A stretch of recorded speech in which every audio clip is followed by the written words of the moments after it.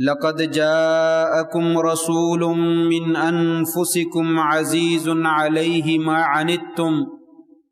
حريص عليكم بالمؤمنين رؤوف رحيم۔ البتہ تحقیق تمہارے پاس ایک ایسے رسول تشریف لائے ہیں جن کے اوپر تمہارا مشقت میں پڑ جانا گراں گزرتا ہے، بھاری گزرتا ہے۔ وہ مومنوں پر بڑے ہی حریص ہیں اور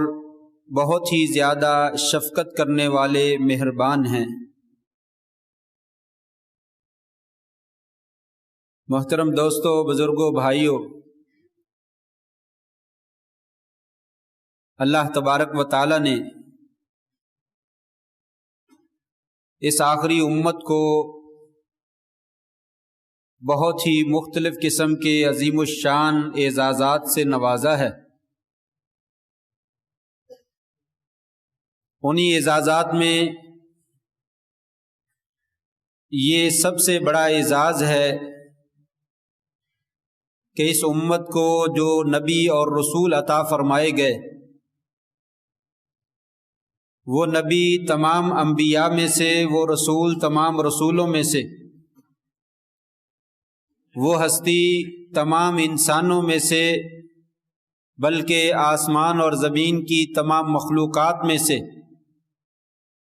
اللہ تبارک و تعالیٰ نے انہیں اشرف بنا کر اور عظیم بنا کر اور بہت ہی زیادہ بلند و بالا عظمت اور شان و شوکت عطا فرما کے مبعوث فرمایا۔ یہ اس امت کی قدر و منزلت ہے اور اس کی خوبی ہے کہ آپ صلی اللہ علیہ وآلہ وسلم اس کائنات کے لیے رسول اور نبی تو بن کر آئے ہی تھے، لیکن اللہ تبارک و تعالیٰ نے انہیں رحمت للعالمین بنا کر مبعوث فرمایا۔ اور اس امت کے لیے یہ بھی بہت بڑا اعزاز ہے کہ آپ صلی اللہ علیہ وسلم اس امت کے لیے بڑے ہی شفیق اور بڑے ہی مہربان بنا کر مبعوث فرمائے گئے۔ آپ صلی اللہ علیہ وسلم کی سیرت طیبہ، آپ صلی اللہ علیہ وسلم کی شریعت، آپ کے اوامر اور نواہی، آپ صلی اللہ علیہ وسلم کا سلوک اور آپ کا امت کے ساتھ معاملہ اور برتاؤ، یہ سب چیزیں کھول کر جو ہے وہ بیان کرتی ہیں کہ آپ صلی اللہ علیہ وسلم اس امت کے لیے بڑے شفیق اور بڑے ہی مہربان بنا کر بھیجے گئے۔ آج کے خطبہ جمعۃ المبارک میں اس مختصر سے وقت میں آپ صلی اللہ علیہ وآلہ وسلم کی شفقت کا تذکرہ کرنے کی کوشش کروں گا کہ اللہ کریم نے آپ کو ہمارے لیے کس قدر شفیق اور مہربان بنا کر جو ہے وہ مبعوث فرمایا۔ حضرت ابو قتادہ رضی اللہ تعالیٰ عنہ بیان کرتے ہیں کہ نبی کریم صلی اللہ علیہ وسلم کا ارشاد گرامی ہے، انی لاقوم فی الصلاۃ فارید ان اطول فیہا فاسمع بکاء الصبی فاتجوز فی صلاتی خشیۃ او کراہیۃ ان اشق علی امہا او امہ کما قال علیہ الصلاۃ والسلام۔ آپ صلی اللہ علیہ وسلم فرماتے ہیں،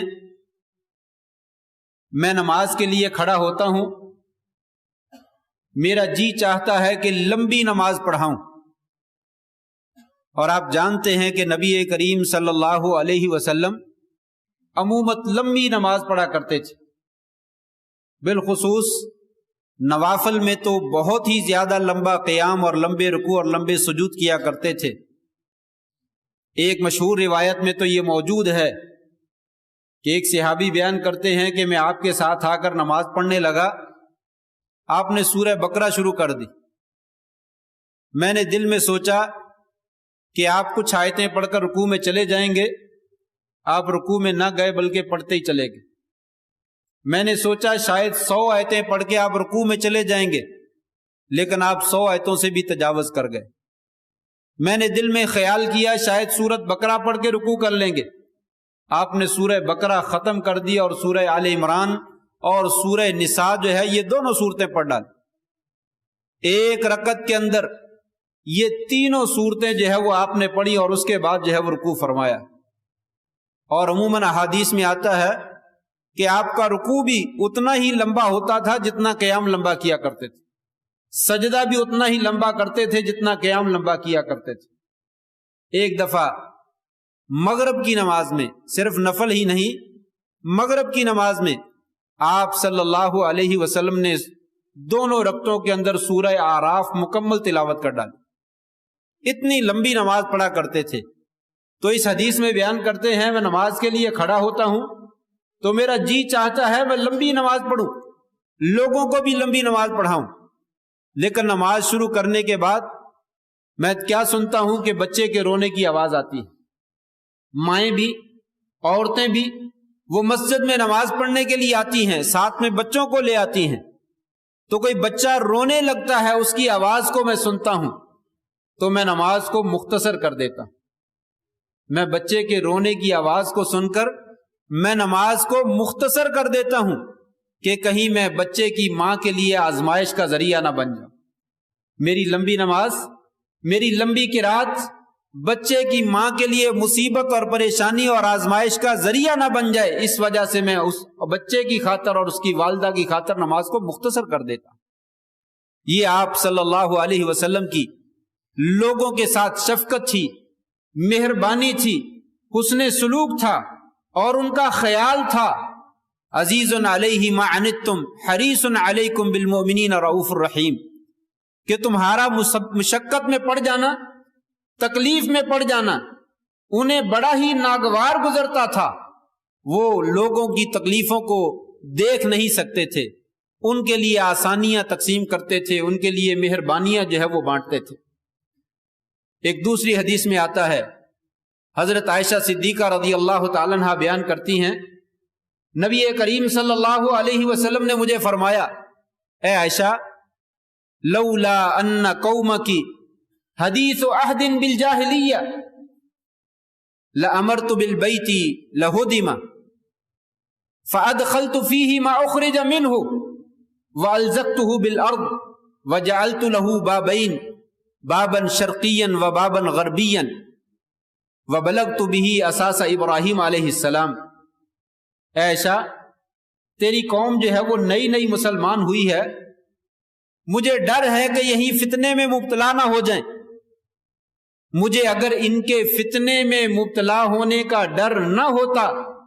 تو میں بیت اللہ کو گرا دیتا اور اس کی نئے سرے سے تعمیر کرتا، اور آج یہ سطح زمین سے بہت زیادہ بلند ہے، اونچائی کے اوپر ہے، میں اس کو زمین کے ساتھ ملا دیتا اور اس کے 2 دروازے بناتا، ایک مشرقی دروازہ ہوتا، ایک مغربی دروازہ ہوتا،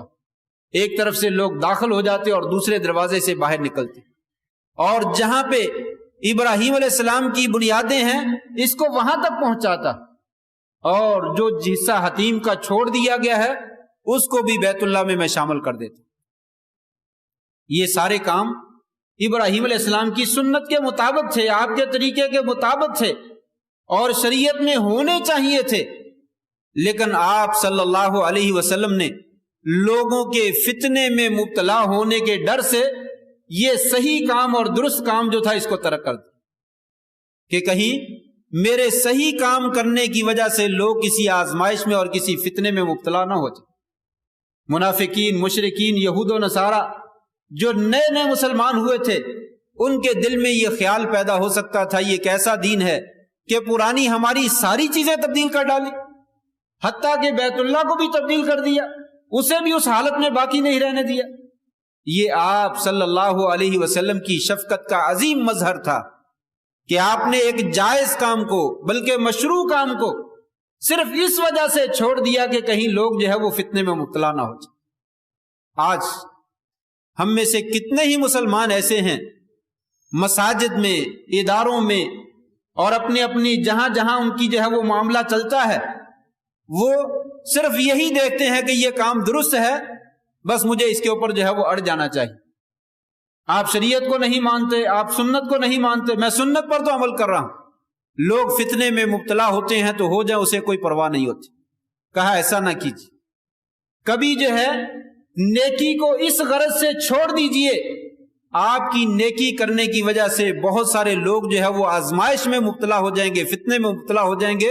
اور فتنہ پیدا کرنا جو ہے یہ کوئی اچھا کام نہیں۔ وہ نیکی سے کہیں زیادہ بہتر ہے کہ اس فتنے کو جو ہے وہ چھوڑ دیا جائے اور اس کا سدباب جو ہے وہ کر دیا جائے۔ تیسری مثال، آپ صلی اللہ علیہ وسلم فرماتے ہیں لولا ان اشک علی امتی لامرتهم بالسواک مع کل صلاۃ او مع کل وضوء۔ لوگوں، منہ کو پاک اور صاف رکھنا، منہ کی صفائی کرنا اور اس کی نظافت کا اہتمام کرنا، یہ اللہ تبارک و تعالیٰ کو بڑا ہی پسندیدہ ہے۔ اللہ تبارک و تعالیٰ جب اس کا بندہ نماز پڑھنے کے لیے آتا ہے تو گویا کہ اللہ سے سرگوشی کرتا ہے۔ سرگوشی کا مطلب یہ ہوتا ہے کہ جس کے ساتھ سرگوشی کی جاتی ہے وہ ذات انتہائی قریب ہے، اور اس کے منہ سے بو آ رہی ہو، اسمیل آ رہی ہو۔ کتنے ہی ہمارے نمازی ساتھی نماز پڑھتے ہیں تو قریب میں انسان جو ہے وہ نماز پڑھ رہا ہوتا ہے، اس کے لیے نماز پڑھنا مشکل ہو جاتا ہے، اتنی منہ سے اسمیل آتی ہے کہ انسان اس کے قریب نہیں کھڑا ہو سکتا۔ یہی بندہ اگر شادی ہو جائے تو نیا برش جو ہے اور ٹوتھ پیسٹ جو ہے اسے خریدتا ہے کہ کہیں آنے والی میری زوجہ محترمہ جو ہے اس کو میری منہ سے جو ہے وہ اسمیل نہیں آنی چاہیے۔ اس کے لیے انسان اسپیشل جو ہے وہ منہ کی صفائی اور نظافت کا اہتمام کرتا ہے، لیکن اللہ تبارک و تعالیٰ کے لیے انسان جو ہے وہ کوئی نظافت اور کوئی صفائی اور کوئی جو ہے وہ اس کا اہتمام نہیں کرتا۔ آپ نے فرمایا لوگوں، السواک مطہرۃ للفم ومرضات للرب، مسواک جو ہے یہ منہ کی پاکیزگی اور صفائی کا ذریعہ ہے اور اللہ تبارک و تعالیٰ کو راضی کرنے کا ذریعہ ہے۔ آپ صلی اللہ علیہ وسلم اتنی کثرت سے یہ مسواک کیا کرتے تھے کہ آج ہمارے پاس تو اس کا 10واں حصہ بھی موجود نہیں، کہ آپ صلی اللہ علیہ وسلم گھر سے باہر نکلتے تو مسواک فرماتے، گھر میں داخل ہوتے تو مسواک فرماتے، صبح اٹھتے تو سب سے پہلے مسواک کرتے، رات کو سونے لگتے تو آپ مسواک کرتے،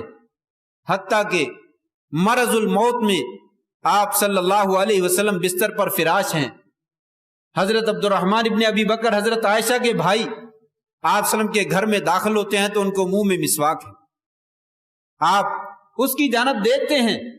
تو حضرت عائشہ رضی اللہ تعالیٰ سمجھ جاتی ہیں، پوچھتی ہیں یا رسول اللہ آپ مسواک کرنا چاہتے ہیں؟ کہا جی ہاں، سر ہلایا، بول نہیں سکتے تھے، اتنی شدید تکلیف میں تھے۔ کہا مسواک کرنا چاہتے ہیں؟ جی ہاں مسواک کرنا چاہتے ہیں۔ عبد الرحمن سے مسواک لی، مسواک لے کر ان کو اپنے منہ سے چبایا۔ حضرت عائشہ صدیقہ رضی اللہ تعالیٰ عنہ، آپ چبا نہیں سکتے تھے،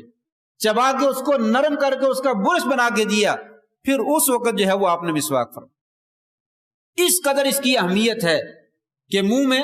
بار بار بولنے کی وجہ سے، چیزیں کھانے کی وجہ سے اس کے اندر شدید سمیل پیدا ہو جاتی ہے۔ کہا یہ اللہ کو بھی پسند نہیں، اللہ کے فرشتے عبادتوں میں حاضر ہوتے ہیں ان کو بھی پسند نہیں، اور مسلمان جب محفل میں آتے ہیں تو ان کو بھی یہ بات پسند نہیں کہ قریب میں کسی ساتھی سے جو ہے وہ شدید بو آ رہی ہے۔ کہا لوگوں مسواک کیا۔ یہ اتنی مہم ہے، اس کی اہمیت کی وجہ سے، اس کی اہمیت کے پیش نظر آپ فرماتے ہیں لولا ان اشک علی امتی لامرتهم بالسواک مع کل صلاۃ، اگر مجھے اپنی امت پر مشقت اور تکلیف کا ڈر نہ ہوتا تو میں ان کو ہر نماز کے ساتھ مسواک کرنے کا حکم دیتا۔ ایک روایت میں آتا ہے ہر وضو کے ساتھ، جب بھی یہ وضو کریں وضو کے ساتھ جو ہے ان کو مسواک کرنے کا جو ہے وہ حکم دیتا۔ عرب میں دیکھا جائے تو ان لوگوں کی جیب میں، حتیٰ کہ امام مسجد ہے، نمازی ہے،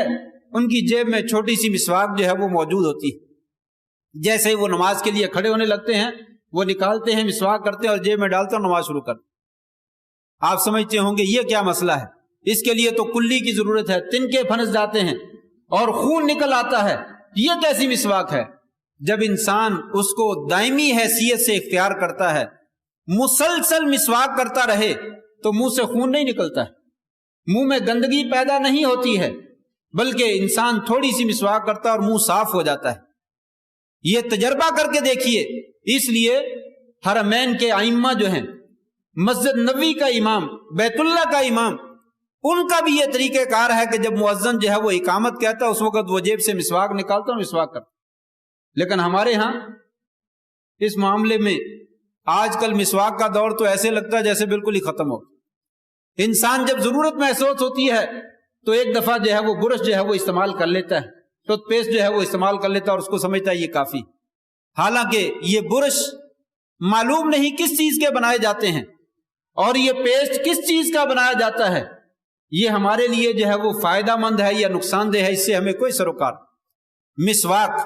بڑی بہترین چیز ہے، بڑے عمدہ طریقے سے انسان کے منہ کو صاف کرتی ہے، بلکہ حافظ ابن قیم رحمہ اللہ نے اپنی کتاب کے اندر اس کے بے شمار فائدے گنوائے ہیں۔ اس سے گلا صاف ہوتا ہے، اس سے بلغم جو ہے وہ خارج ہوتی ہے، اس سے آواز جو ہے وہ خوبصورت ہوتی ہے، اس سے معدے کو جو ہے وہ تقویت ملتی ہے اور کھانا جو ہے وہ ہضم ہوتا ہے، اور طرح طرح کی بیماریوں سے انسان جو ہے وہ محفوظ رہتا ہے۔ بہرحال اس کی اہمیت اپنی جگہ پہ، آپ صلی اللہ علیہ وسلم نے اس کا زور بھی دیا ہے، وہ بھی اپنی جگہ پہ، لیکن آپ فرماتے ہیں لوگوں اگر میں اس کو فرض قرار دے دیتا تمہارے لیے مشقت ہو جاتی، فائدہ بھی تمہارا ہے، ضرورت بھی تمہاری ہے اور یہ فرض ہونی چاہیے تھی، لیکن میں تمہارے اوپر فرض قرار نہیں دیتا، اس لیے کہ ہر نماز کے ساتھ مسواک کو حاضر کرنا جو ہے وہ مشکل ہو جائے۔ کبھی انسان سفر میں ہے اور مسواک جیب سے نیچے گر گئی، اور انسان نماز پڑھنا چاہتا ہے اور مسواک کہیں مل نہیں رہی، تو مشکل ہو جائے گا کہ کیسے وہ وضو کرے اور کیسے نماز پڑھے۔ یہ آپ صلی اللہ علیہ وسلم کی شفقت کا عظیم مظہر ہے کہ اس کی ضرورت بھی بہت زیادہ ہے اور میرا جی چاہتا ہے تمہارے اوپر اس کو فرض قرار دے دوں، لیکن میری امت کا مشقت میں پڑ جانا مجھے گوارا نہیں ہے، لہٰذا لوگوں خود ہی اپنے طور پر اس کا اہتمام کیا کرو اور کثرت سے اہتمام کیا کرو۔ لولا ان اشق علی امتی لامرتہم بالسواک مع کل صلاۃ، لوگوں اگر مجھے مشقت کا ڈر نہ ہوتا میں تمہیں ہر نماز کے ساتھ مسواک کرنے کا حکم دیتا اور اسے فرض جو ہے وہ قرار دیتا۔ نمبر 4، چوتھے نمبر پر آپ صلی اللہ علیہ وسلم کے بارے میں آتا ہے کہ آپ صلی اللہ علیہ وسلم اپنی امت کے لیے کس قدر شفیق اور مہربان تھے۔ لوگوں یہ واعظ و نصیحت، یہ درس و تقریر، یہ خطبات امت کے لیے بہت ضروری ہیں، اس لیے کہ تمام لوگ مدرسوں میں داخلہ نہیں لے سکتے، تعلیم کا اہتمام نہیں کر سکتے، لوگوں نے اپنے کاروبار میں جانا ہے، اپنی دنیا کے اندر، زندگی کے اندر ضروریات جو ہے ان کو پورا کرنا ہے، اس وجہ سے ان کی مشغولیت کی وجہ سے یہ درس و تدریس بہت زیادہ ضروری ہے کہ مختلف اوقات میں درسوں کا اہتمام کیا جائے، واعظ کا اہتمام کیا جائے، صبح کے ٹائم پہ، شام کے ٹائم پہ، جس بھی مناسب وقت میں ہو، تاکہ لوگوں کو دین کے مسائل جو ہے وہ سمجھائے جا سکے، بتلائے جا سکے۔ لیکن حضرت عبداللہ بن مسعود رضی اللہ تعالیٰ فرماتے ہیں کان النبی صلی اللہ علیہ وسلم یتخولنا بالموعظۃ فی الایام کراہیۃ السآمۃ علینا او کما قال علیہ الصلوۃ والسلام۔ عبداللہ بن مسعود رضی اللہ تعالیٰ فرماتے ہیں کہ آپ صلی اللہ علیہ وسلم ہمیں روزانہ واعظ نہیں کیا کرتے تھے، ہمیں روزانہ واعظ نہیں کیا کرتے تھے، روزانہ درس نہیں دیا کرتے تھے، اس خدشے سے کہ کہیں ہمارے اوپر جو ہے یہ ناگوار نہ گزرے، ہمارے لیے مشقت کا باعث نہ بن جائے، ہم کہیں اس سے اکتاہٹ کا شکار نہ ہو جائیں، سن سن کر جو ہے وہ انسان کہے میں تو اکتا گیا ہوں، اتنا واعظ اتنا واعظ، کبھی تو صبر کرنا چاہیے۔ آپ صلی اللہ علیہ وسلم لوگوں کے کہنے سے پہلے ہی آپ کبھی واعظ کرتے اور کبھی ناگا کر، کبھی واعظ کرتے اور کبھی ناگا کر، تاکہ میری امت کے لوگ کسی مشقت میں گرفتار نہ ہو جائیں، تکلیف میں گرفتار نہ ہو جائیں۔ یہ بھی آپ صلی اللہ علیہ وسلم کی شفقت کا جو تھا وہ عظیم مظہر کہ آپ صلی اللہ علیہ وسلم واعظ کرنا آپ کی ڈیوٹی تھی، آپ کا فریضہ تھا، آپ کے اوپر فرض تھا لوگوں کو واعظ کریں، اور آپ صلی اللہ علیہ وسلم کرتے بھی تھے اور کوئی موقع ضائع جانے بھی نہیں دیتے تھے، لیکن اس کے باوجود لوگوں کو اکتاہٹ کا شکار نہیں ہونے دیتے۔ اس لیے آپ صلی اللہ علیہ وسلم نے جمعے کے خطبے کے بارے میں بھی فرمایا کہ جمعے کا خطبہ بھی مختصر ہونا چاہیے تاکہ لوگ اکتاہٹ کا شکار نہ ہو جائیں، لیکن اتنا مختصر بھی نہیں ہونا چاہیے کہ لوگوں کو کسی مسئلے کا جو ہے وہ علم بھی نہ ہو سکے۔ دونوں طرف میں آپ نے خیال رکھا، افراط اور تفریط کا شکار نہیں ہونا چاہیے۔ 2-2 3-3 گھنٹے جو ہے وہ واضح چلتا رہے اور 5 منٹ میں خطبہ دے کر جو ہے وہ فارغ کر دیا جائے، دونوں چیزیں درست نہیں ہیں۔ آپ نے فرمایا درمیانہ معتدل طریقے سے اعتدال کے ساتھ ہر کام کو جو ہے وہ کیا جائے تاکہ میری امت کسی بھی صورت میں کسی مشکل کے اندر جو ہے وہ گرفتار نہ ہو جائے۔ اس کے بعد آپ صلی اللہ علیہ وسلم کا، آپ کی شفقت کا ایک عظیم اور مظہر، نبی کریم صلی اللہ علیہ وسلم فرماتے ہیں لوگوں میری مثال اور تمہاری مثال، انما مثلی و مثلکم کرجل استوقد نارا، میری مثال اور تمہاری مثال ایک آدمی جیسی ہے جو آگ جلاتا ہے، اور جب آگ جل جاتی ہے خوب تیز ہو جاتی ہے تو پروانے، پتنگے، چھوٹے چھوٹے حشرات یہ اڑ کر جو ہے وہ آگ کی طرف آتے ہیں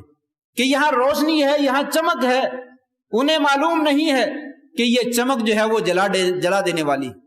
وہ آگ کے اوپر آتے ہیں تو آگ کی حرارت کی وجہ سے جل کر اس میں گر جاتے ہیں۔ وہ آدمی ان کو پیچھے دھکیلتا ہے،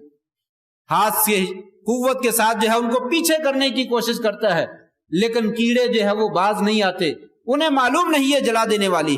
بس انہیں چمک نظر آتی ہے، روشنی نظر آتی ہے تو روشنی کی طرف وہ بھاگ بھاگ کر جاتے ہیں اور اس میں آگ میں گرتے چلے جاتے ہیں۔ فرمایا لوگوں میری مثال اور تمہاری مثال بالکل اسی طرح، ایک بندے نے آگ جلائی ہے، تم لوگ اس آگ میں داخل ہونے کی کوشش کر رہے ہو، وانا آخذکم بحجزکم، میں تمہاری کمروں سے اور پشتوں سے پکڑ کر پیچھے کی جانب کھینچ رہا ہوں، لوگوں اس آگ میں نہ گرو، لیکن تم مجھ سے جان چھڑا چھڑا کر اس آگ میں گرنے کی کوشش کرتے۔ لوگوں میں تمہارے اوپر کتنا شفیق ہوں، تم آگ میں چھلانگیں لگا رہے ہو، لیکن میں تمہاری پشتوں سے اور پیچھے سے پکڑ کر تمہیں کھینچ کھینچ کر اس آگ سے جو بچانے کی کوشش کر رہا ہوں۔ یہ آپ کی شفقت ہے کہ کوئی بھی بندہ کہیں آگ میں نہ گر جائے۔ آپ صلی اللہ علیہ وسلم نے توحید کو بیان کیا، رسالت کو بیان کیا، فکر آخرت کو بیان کیا، نماز کو بیان کیا، اور بڑی ہی نرمی کے ساتھ، بڑی ہی محبت کے ساتھ، بڑی شفقت کے ساتھ لوگوں کو قائل کیا لوگوں یہ کام کرنے والا ہے، لوگوں یہ برائی کے کام ہیں، ان سے بچ جاؤ۔ اور اس کام کے لیے آپ نے کوئی دقیقہ فرگزاشت نہیں کیا، کوئی لمحہ جو ہے وہ ضائع نہیں کیا، بلکہ آپ گلیوں میں، چوکوں میں، بازاروں میں، مسجدوں میں، صبح کے وقت، شام کے وقت، رات کے وقت، قبرستان میں، کوئی موقع آپ نے ضائع نہیں جانے دیا، لوگوں کو ہدایت کی، لوگوں کو تبلیغ کی، لوگوں کو واعظ کیا کہ کہیں کوئی بھی آدمی جو ہے وہ جہنم میں جانے سے بچ جائے، وہ جہنم میں نہ گر جائے۔ آپ نے دن رات ایک کر دیا، خون پسینہ ایک کر دیا، حتیٰ کہ یہودی کا بچہ، میں نے کئی دفعہ مثال بیان کی کہ آپ صلی اللہ علیہ وسلم اس کے گھر میں چلے گئے، نزع کا وقت ہے، اس کی روح پرواز کرنے والی ہے، اس کے پاس جا کے عرض کرتے ہیں بیٹا کلمہ پڑھ لو، بیٹا مسلمان ہو جاؤ، بیٹا اللہ کا اقرار کر لو۔ بیٹا اپنے والد کی جانب دیکھتا ہے، وہ کہتے ہیں ٹھیک ہے اس کی بات مان لو، یہ بہت ہی اچھے انسان ہیں، وہ کلمہ پڑھتا ہے، روح پرواز کر جاتی ہے، آپ اللہ کی طرف دیکھتے ہیں، آسمان کی طرف دیکھتے ہیں اور اس کا شکریہ ادا کرتے ہیں، میرے اللہ کا میرے اوپر بڑا احسان ہے، میں اس کا شکر ادا کرتا ہوں، اس نے میری وجہ سے ایک اور جان کو جہنم کی آگ سے بچا لیا۔ یہ آپ صلی اللہ علیہ وسلم کی شفقت، اتنی زیادہ شفقت تھی، اتنی زیادہ مہربانی تھی کہ آپ نے خون پسینہ ایک کر دیا، اور لوگ جب مسلمان نہ ہوتے تھے تو آپ کا دل جو ہے وہ بڑا تنگ ہو جاتا تھا، بڑی تکلیف ہوتی تھی۔ اللہ تبارک و تعالیٰ نے یہ آیت نازل فرما دی، فَلَعَلَّكَ بَاخِعٌ نَفْسَكَ عَلَىٰ آثَارِهِمْ إِن لَّمْ يُؤْمِنُوا بِهَٰذَا الْحَدِيثِ آسَفًا۔ اے نبی کریم صلی اللہ علیہ وسلم، آپ نے اپنی جان کو جوکھوں میں کیوں ڈال رکھا ہے؟ اتنی مشقت میں کیوں مبتلا کر رکھا ہے؟ آپ اتنا پریشان کیوں ہوتے ہیں؟ آپ کا کام تو واعظ کرنا ہے، تبلیغ کر دینا ہے، پیغام کو پہنچا دینا، آپ نے پہنچا دیا، تو کیا اگر یہ مومن نہیں ہوتے ہیں، اسلام کو قبول نہیں کرتے ہیں، آپ اپنے آپ کو ہلاک کر ڈالیں گے؟ آپ ایسا نہ کیجئے، لیکن قربان جائیے، آپ صلی اللہ علیہ وسلم نے اپنا سب کچھ قربان کر کہ کسی طریقے سے میری امت کا کوئی فرد جو ہے وہ کسی نہ کسی طریقے سے جہنم کی آگ سے بچ جائے۔ یہ بھی آپ کی شفقت کا عظیم مظہر تھا۔ اسی طریقے سے آپ صلی اللہ علیہ وسلم کی شفقت کا ایک اور مظہر، ایک دفعہ آپ صلی اللہ علیہ وسلم قرآن مجید کی ایک آیت پڑھنے لگے، کہ ابراہیم علیہ السلام یہ آیت پڑھا کرتے تھے، رب انہن اضللن کثیرا من الناس فمن تبعنی فانہ منی ومن عصانی فانک غفور رحیم۔ رب انہن اضللن کثیرا من الناس، یا اللہ ان بتوں نے، ان معبودان باطلہ نے بہت سے لوگوں کو گمراہ کر دیا ہے۔ یا اللہ ان مشرکوں میں سے جو میرا پیروکار بن گیا، میری اطاعت اور فرما برداری کی، وہ مسلمان ہو گیا، یا اللہ وہ تو نجات پا گیا ہے۔ یا اللہ جس نے میری نافرمانی کی وہ یقیناً تباہ ہو گیا، برباد ہو گیا، لیکن اے اللہ اگر تو معاف کر دے تو تو بڑا ہی بخشنے والا ہے، بڑا ہی مہربان۔ اللہ کے پیغمبر اس قدر جو ہے وہ دعا کر رہے ہیں، یا اللہ جو میرے ماننے والے ہیں وہ تو جنت میں چلے ہی جائیں گے، لیکن جو ماننے والے نہیں ہیں ان کو بھی اگر تو معاف کر دے گا تو تجھے کون پوچھنے والا ہے۔ آپ نے ان کی آیت کو یاد کیا۔ دوسری طرف عیسیٰ علیہ السلام کا تذکرہ آتا ہے کہ وہ یہ آیت پڑھ رہے تھے کہ یا اللہ ان تعذبہم فإنہم عبادک وإن تغفر لہم فإنک انت العزیز الحکیم۔ یا اللہ اگر تو میرے اپنے بندوں کو عذاب دیتا ہے، یا اللہ اپنے نافرمان بندوں کے اوپر تو اگر عذاب نازل کرتا ہے، ان تعذبہم فإنہم عبادک، یا اللہ یہ تیرے ہی بندے، یہ کسی اور کے نہیں ہیں، یا اللہ اگر تو ان کو ہلاک کر دے گا تو تیرے ہی بندے ہلاک ہو جائیں گے، اگر تو ان کو معاف کر دیتا ہے فإنک انت العزیز الحکیم، یا اللہ تو غالب حکمت والا ہے، تو سب کے اوپر غالب ہے، تجھے کوئی پوچھنے والا نہیں۔ یا اللہ تیری حکمت اور دانائی بہت زیادہ ہے، یہ فیصلہ کہ تو اپنے بندوں کو معاف کر دے یہ بھی حکمت کے اوپر اور دانائی کے اوپر ہی مشتمل ہو۔ یہ دو آیتیں آپ نے پڑھی تو رونا شروع کر دیا، بکا ثم بکا، آپ روتے رہے۔ اللہ تبارک و تعالیٰ نے جبریل علیہ السلام کو بھیجا، جبریل جاؤ جا کر پتہ کرو میرا محبوب جو ہے وہ رو رہا ہے، ذرا پتہ تو کیجئے کہ آپ کیوں رو رہے ہیں۔ حالانکہ اللہ تبارک و تعالیٰ کو بخوبی علم تھا کہ آپ کس وجہ سے رو رہے تھے۔ جبریل علیہ السلام آئے اور آ کر عرض کی یا رسول اللہ، اللہ تبارک و تعالیٰ پوچھتے ہیں کیا ماجرا ہے، کیا معاملہ ہے؟ کہا ان امتی امتی امتی، مجھے اپنی امت کا ڈر، پہلے نبیوں نے بھی اپنی امت کے لیے دعا کی، مجھے بھی اپنی امت کا ڈر ہے، مجھے بھی اپنی امت کا ڈر ہے، مجھے بھی اپنی امت کا ڈر ہے، کہیں یہ جہنم میں نہ چلے، یہ آگ میں نہ چلے جائیں، یہ نقصان نہ اٹھائیں، ان کے اوپر عذاب نازل نہ ہو جائے، مجھے ان کا ڈر ہے۔ اللہ تبارک و تعالیٰ کے پاس جبریل امین علیہ السلام نے جا کر ذکر کیا تو اللہ تعالیٰ نے ان کو پھر پیغام دے کر بھیجا، جاؤ جا کر میرے محبوب کو پیغام دے دو، اے نبی، اے میرے پیارے حبیب علیہ الصلاۃ والسلام، ہم جو ہے نرضیک فی امتک، ہم جو ہے وہ آپ کو آپ کی امت کے بارے میں راضی کر دیں، ہم آپ کو آپ کی امت کے بارے میں خوش کر دیں گے، اور آپ کی امت کے بارے میں آپ کو کبھی بھی جو ہے وہ ناراض نہیں کریں گے، اور آپ کو برا دن جو ہے وہ دیکھنا نہیں پڑے گا۔ آپ صلی اللہ علیہ وسلم جو ہے وہ اس قدر جو ہے وہ شفیق اور مہربان تھے۔ اس سلسلے میں بہت ساری باتیں ہیں، آخری بات عرض کر کے اپنی بات ختم کرتا ہوں۔ نبی کریم صلی اللہ علیہ وسلم اس آخری امت کے ساتھ، یعنی ہمارے ساتھ، ہمارے بارے میں آپ اتنے شفیق اور اتنے مہربان تھے، آپ کی شفقت جو ہے وہ اتنی زیادہ تھی، آپ صلی اللہ علیہ وسلم کو اللہ تبارک و تعالیٰ نے ایک دعا دی، آپ کو نہیں بلکہ تمام نبیوں کو ایک دعا دی جاتی ہے، اس کا اختیار دیا جاتا ہے، آپ جو بھی مانگنا چاہتے ہیں مانگ لیجیے، آپ کی دعا قبول ہے۔ ایک دعا میں آپ جو بھی اللہ سے مانگنا چاہتے ہیں مانگ لیجیے، آپ کی وہ دعا قبول ہے۔ آپ صلی اللہ علیہ وسلم فرماتے ہیں تمام انبیاء نے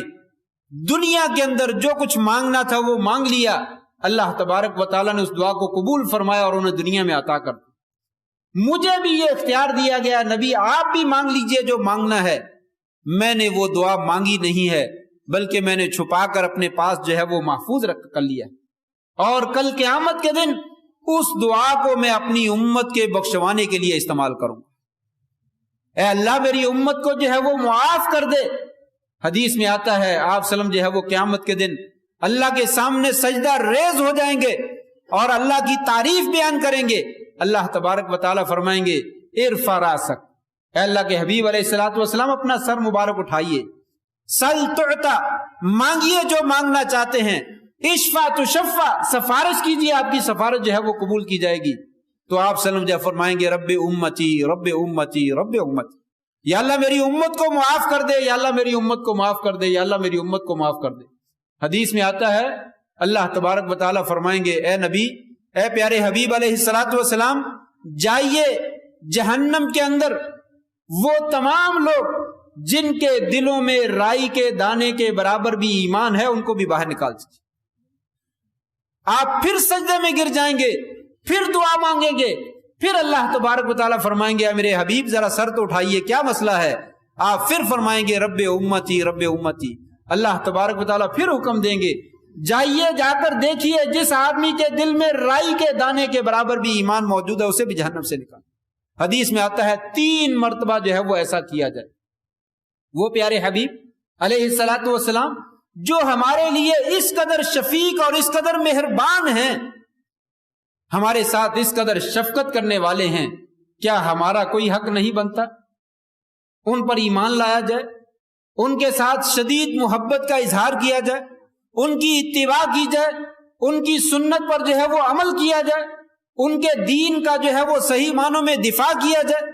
آج ہمیں اپنی دنیا کی پڑی ہوئی ہے، دین کے ساتھ ہماری کوئی وابستگی نہیں ہے، نہ سنت رسول پر عمل کرنے کا کوئی شوق ہے، نہ درود شریف پڑھنے کا ہی کوئی بہت زیادہ شوق ہے۔ آج جمعے کا دن ہے، کتنے لوگ ہیں جنہوں نے صبح سے جو ہے وہ درود شریف کی تسمیہ پڑھی ہوں گی، سب مسلمان ہیں، سب نبی سے محبت کرنے والے ہیں، لیکن اتنا وقت کسی کے پاس کہاں ہے کہ نبی کریم صلی اللہ علیہ وسلم کے اوپر کثرت کے ساتھ جو ہے وہ درود پڑھا جائے، آپ وسلم کی سنتوں پر جو ہے وہ عمل کیا جائے، آپ کے دین کا جو ہے وہ دفاع کیا جائے، آپ کے ساتھ جو ہے وہ محبت کی جائے۔ یہ شفقت ہم سے مطالبہ کرتی ہے کہ وہ ہمارے لیے شفیق تھے، ہمیں بھی چاہیے کہ آپ کے ساتھ جو ہے وہ گہرا تعلق اور گہرا رابطہ جو ہے وہ قائم کیا جائے۔ اللہ تبارک و تعالی ہمیں بھی صحیح معنوں میں پیارے پیغمبر حضرت محمد الرسول اللہ صلی اللہ علیہ وسلم کے ساتھ سچی محبت اور سچی عقیدت کرنے کی توفیق نصیب فرمائے۔ وآخر دعوانا ان الحمد للہ رب العالمین۔